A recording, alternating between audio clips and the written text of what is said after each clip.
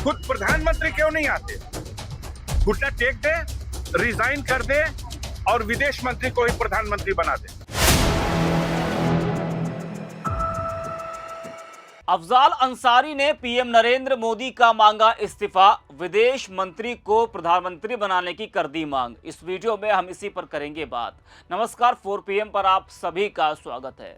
दोस्तों, Iran Israel जंग के बीच ट्रंप ने भारत को अपनी उंगली पर नचाने का प्रयास किया। अमेरिका ने कहा भारत को रूस से तेल खरीदने के लिए वो 30 दिन की छूट देता है।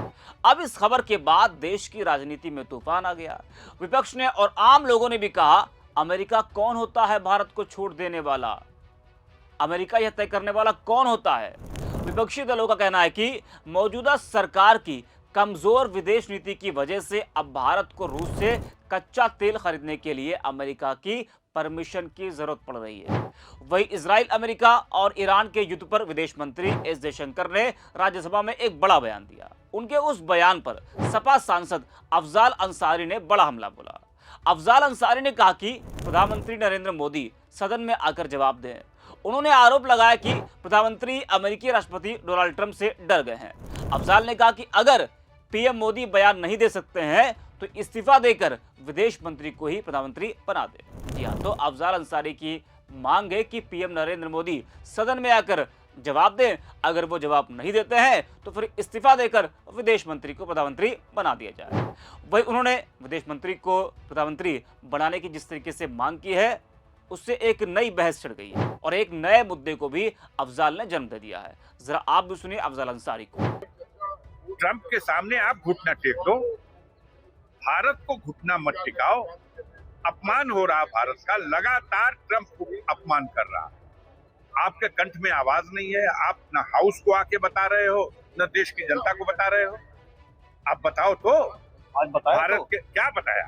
आए प्रधानमंत्री को सदन में जिस दिन वक्तव्य देना होता है तब अनाउंस कर दिया जाता है कि कुछ महिला सदस्य उनके लिए खतरा बन सकती है, इसलिए वो सदन में नहीं आएंगे। तो हम लोग मांग करें कि प्रधानमंत्री वक्तव्य दें।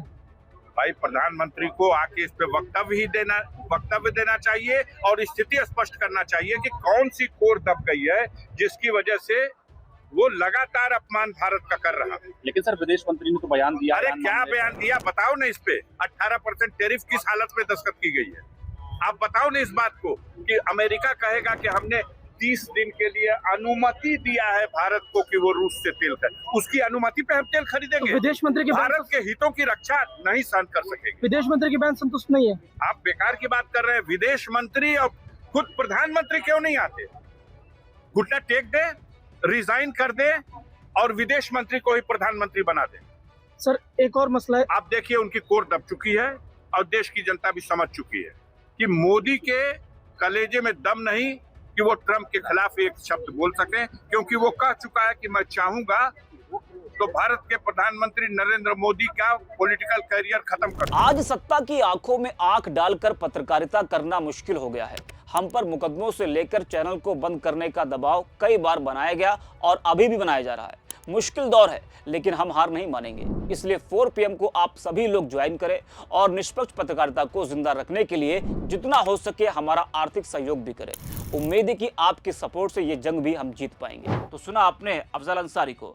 बता दें कि राज्यसभा में विदेश मंत्री ने कहा था कि हमारी सरकार ने 20 फरवरी को एक बयान जारी कर गहरी चिंता जताई थी और सभी पक्षों से संयम रखने की भी अपील की थी।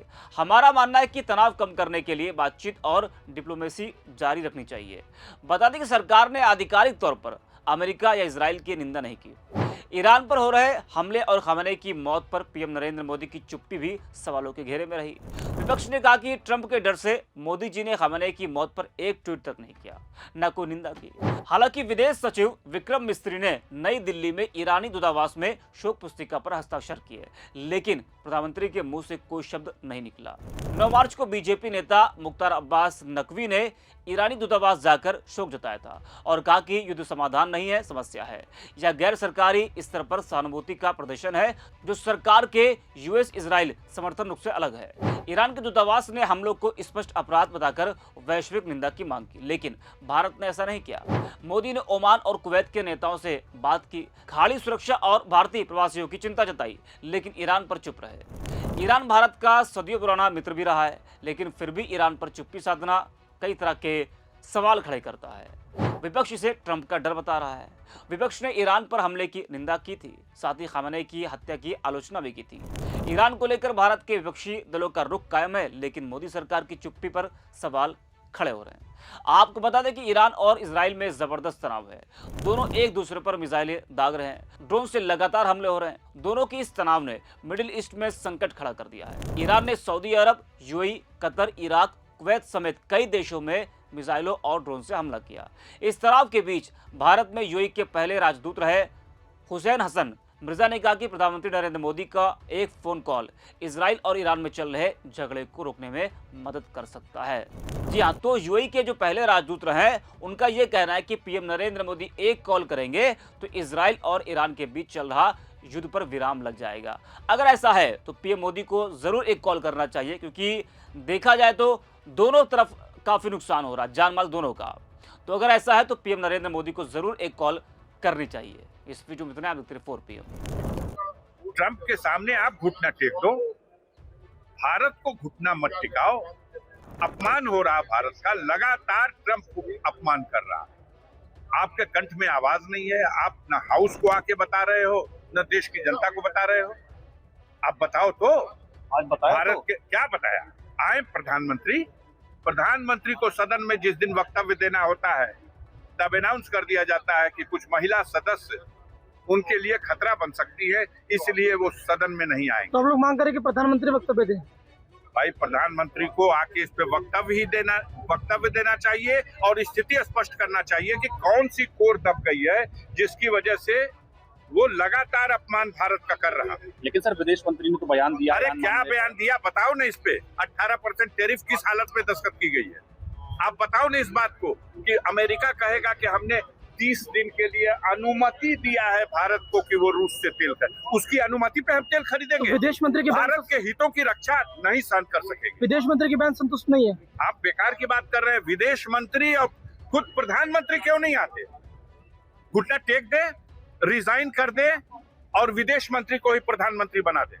सर, एक और मसला है। आप देखिए, उनकी कोर दब चुकी है और देश की जनता भी समझ चुकी है कि मोदी के कलेजे में दम नहीं कि वो ट्रंप के खिलाफ एक शब्द बोल सके, क्योंकि वो कह चुका है कि मैं चाहूंगा तो भारत के प्रधानमंत्री नरेंद्र मोदी का पॉलिटिकल करियर खत्म कर